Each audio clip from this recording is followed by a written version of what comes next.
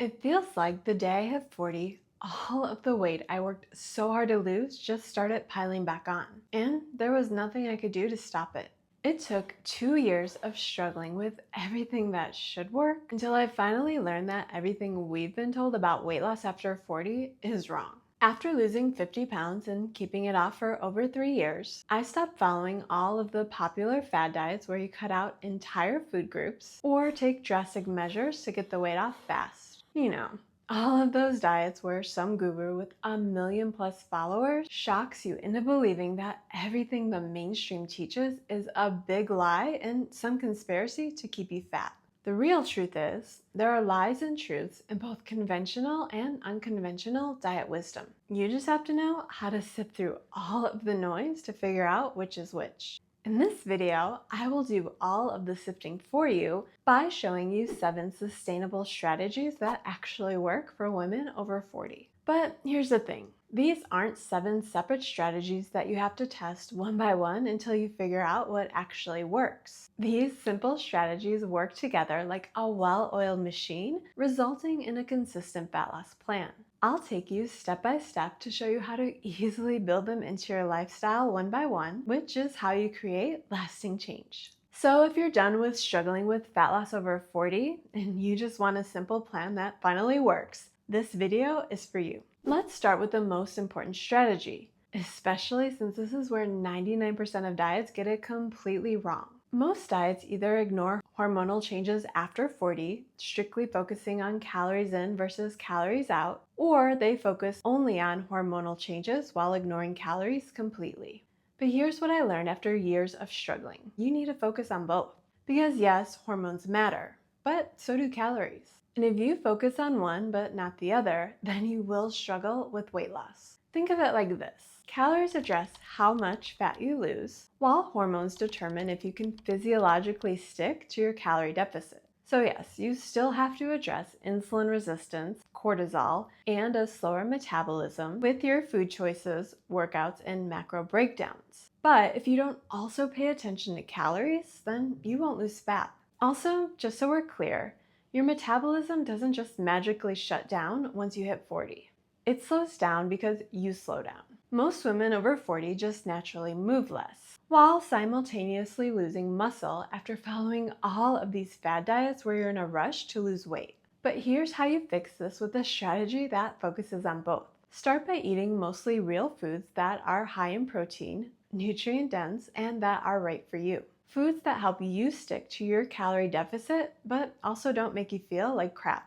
For me, this means avoiding too many foods that contain dairy, even though Greek yogurt is a great low-calorie, high-protein food that makes fat loss way easier. Eating too much of it makes me feel like I'm getting strep throat, so it's not something that I can have often. For you, maybe that means less carbs in general if you need to work on improving insulin resistance. Or maybe you can't eat cauliflower because every time you do, you end up smelling like a dumpster for days. But understanding hormones and calorie deficits is just the foundation. Because if you've been dieting for years like I have, then there is something even more important that you need to address first. And this next strategy is going to sound completely backwards. But if you've dieted yourself down to maintaining your weight on only 12 or 1300 calories a day, then you need to reverse diet yourself up to a reasonable calorie range before attempting to lose weight. And for this one, I'm not talking to the women who are 5 feet tall, 120 pounds, and who refuse to move off the couch because they're afraid they'll miss their stories. Because in that case, 12 or 1300 calories might be appropriate. I'm talking to the women who already know that you're eating like a bird, but you keep pushing calories lower in order to obtain a body that you will never obtain, at least not with another low-calorie diet. When I first began my journey to drop 50 pounds, my scale did not move for the first 3 months. Sure, it shifted 3 to 5 pounds up or down in any given week, but that's what happens for anyone who is doing all of the things to lose weight.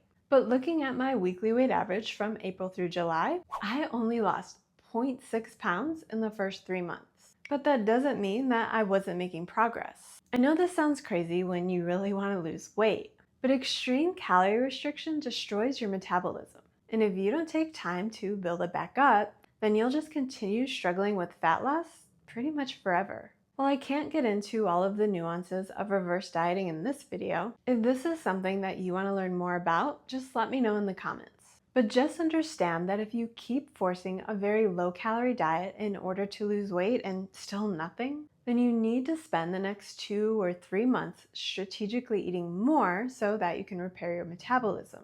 Which doesn't just mean you eat more and then boom, you're fixed. But it does mean eating more protein and more calories while strength training to become a stronger version of yourself, which includes a stronger metabolism. And once your metabolism is firing on all cylinders, you need to make sure your approach is actually sustainable. Because let's be honest, we have all been down that perfectionist diet rabbit hole, which is where too many women over 40 go wrong. Because they think that they need to follow strict diet rules perfectly in order to lose weight. We're basically the generation who grew up thinking that we had to be like Martha Stewart in the kitchen, Cindy Crawford at the gym, and Oprah Winfrey in our personal growth journey. And all of these Instagram gurus with their constant biohacking isn't making it any easier to avoid this trap. But these all or nothing approaches always lead to failure. Restrictive diets like keto, carnivore, alternate day fasting, or even plant-based. These are the diets leading you straight off the cliff with your all or nothing mindset. But here's all you really need to do for sustainable fat loss over 40. Eat a diet that's at least 80% whole foods that also come with more protein and fiber. And then save the other 20% for more foods you enjoy. Like me, I eat rice cake s'mores every single night. And I'm in the best shape of my life at 46. But I don't just wake up and devour sugary treats. I strategically fill up on the good stuff during the day while saving my favorite treats for dessert, which helped me finally understand that you do not have to follow strict diet rules perfectly if you want to make progress. And doing so actually keeps most women stuck. Speaking of doing more of what works for you, there's one type of exercise that is a non-negotiable after 40. So if you're still finding new ways to negotiate yourself out of this one, it is keeping you stuck. Let me tell you something that I didn't learn until after I hit 40. Cardio-focused fat loss approaches can actually lead to you storing more fat. That's because when you overdo cardio, that accelerates muscle loss after 40. And none of those are striving for those 90s bodies who were surviving solely on slim fast while sweating to the oldies. While yes, you do need to remain active by walking more, your main priority should always be strength training, which means aiming for a full body workout 2 to 3 days each week. Your program should also include progressive overload, where you aim to make progress every single week. Muscle is your metabolic currency after 40. The more muscle you have, the more calories you burn at rest, which is important since no one wants to gain 5 pounds every time you even sniff a skinny margarita. If you're new to strength training, start with bodyweight exercises or light dumbbells. As you become more advanced, shift your focus to compound moves. Doing things like squats, deadlifts, and presses work multiple muscle groups, giving you the biggest bang for your buck. But here's the thing.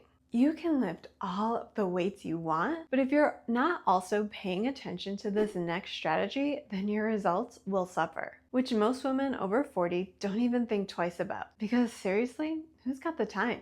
But if you want to lose weight, you gotta make the time. Like, maybe stop sending your husband 12 shorts while he's pooping. Because 1, that's gross. And 2, that means you just scrolled through at least 43 other useless videos before finding the perfect one that got him off the toilet so y'all could banter about it in the kitchen.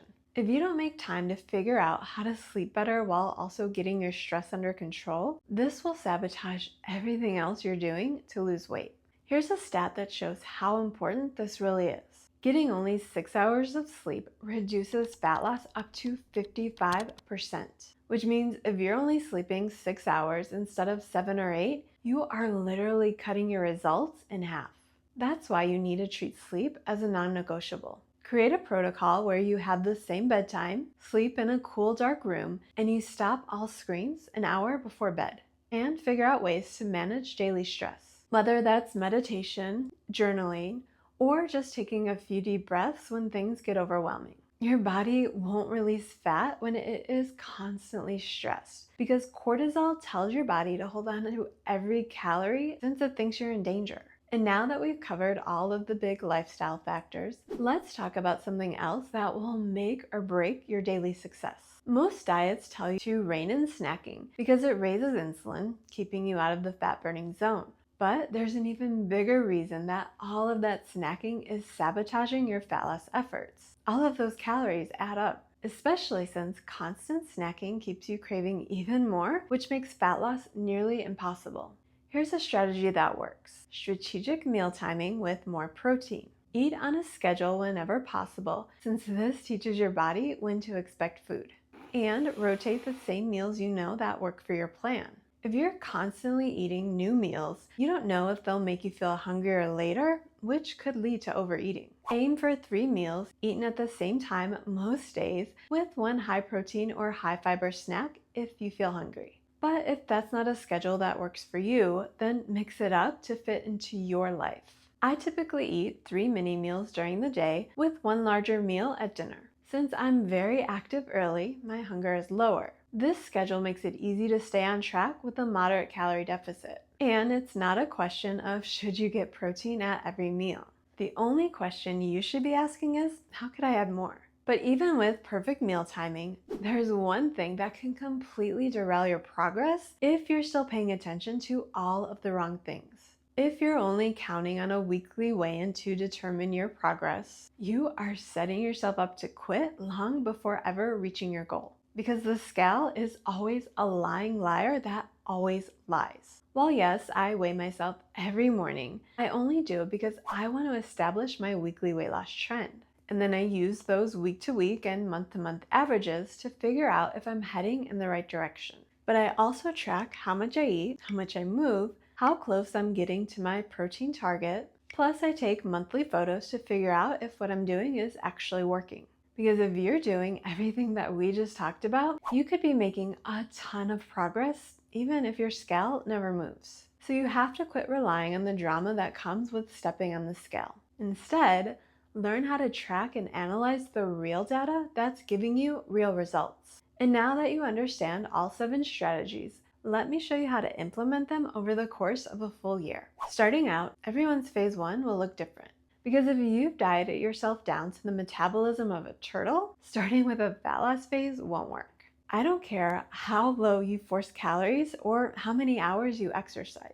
All you're doing with these low-calorie crash diets is setting yourself up to regain every pound plus another 15 or 20. So your first 3 months may be reverse dieting yourself up to a reasonable calorie maintenance by strategically eating more each week while hitting the gym to build more muscle. And if this is you, you should expect to remain the same weight on the scale for up to the first 3 months. For everyone else, if you're losing fat the right way, don't get too excited because you won't be crushing the scale either. But you can expect to lose up to 12 pounds of fat during your first 3 months. Sure, some may lose more, but if you averaged losing around 1 pound of fat each week, that's not something to be mad at, because that's something that most people can't even do.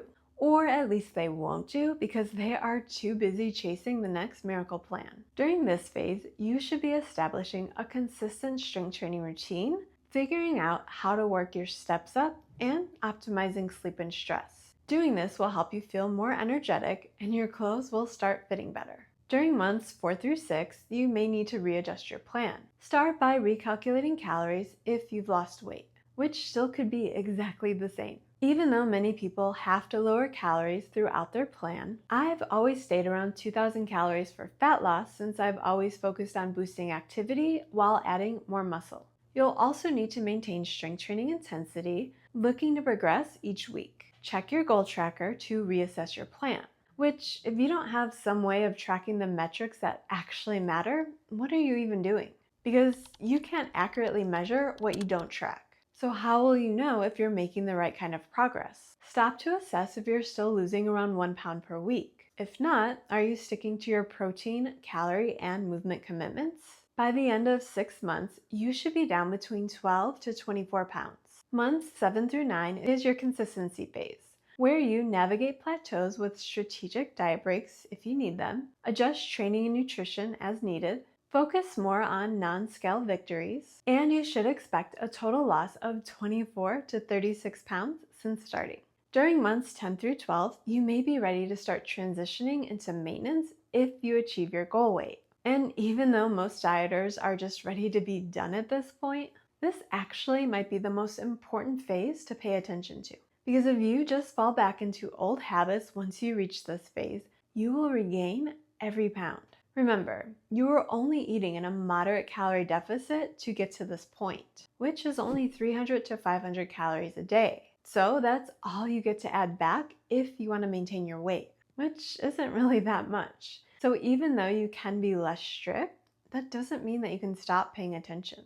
During this phase, you'll want to gradually increase calories to maintenance as you get closer to your goal. Stick with all of the habits that you formed while losing weight. No, you don't have to be as intense, but you do have to do them. And assuming you stuck with your plan for the entire year, you should expect to have lost between 36 to 50 pounds by this point. Maybe you're rolling your eyes thinking, wait, it'll take me an entire year to lose 50 pounds? Yes, it will. And if you keep trying to rush it in under 6 months, well, have fun starting from scratch again next January. Now, if you haven't reached your goal a full year into the process, just keep going. Because by now you know exactly what you need to do, so just buckle down and do it. If your body needs a break in order to practice maintenance for a little while, then you can add a few hundred calories every few months and get back to your plan as soon as you feel ready. And even though this video makes the process of losing up to 1 pound of fat each week seem easy, it's really not. Especially if you keep second guessing yourself every step of the way. So if you want me to put together a personalized fat loss plan for you, check the pinned comment. I can set up the exact system for you that I used to lose 50 pounds, which is the system that finally got me out of yo-yo diets for good. Remember, none of this is about perfection. It's about consistency with the right strategies. Start with one strategy today and just build from there. If you struggle with fat loss over 40, your body isn't broken. You just need the right approach and a lot of patience.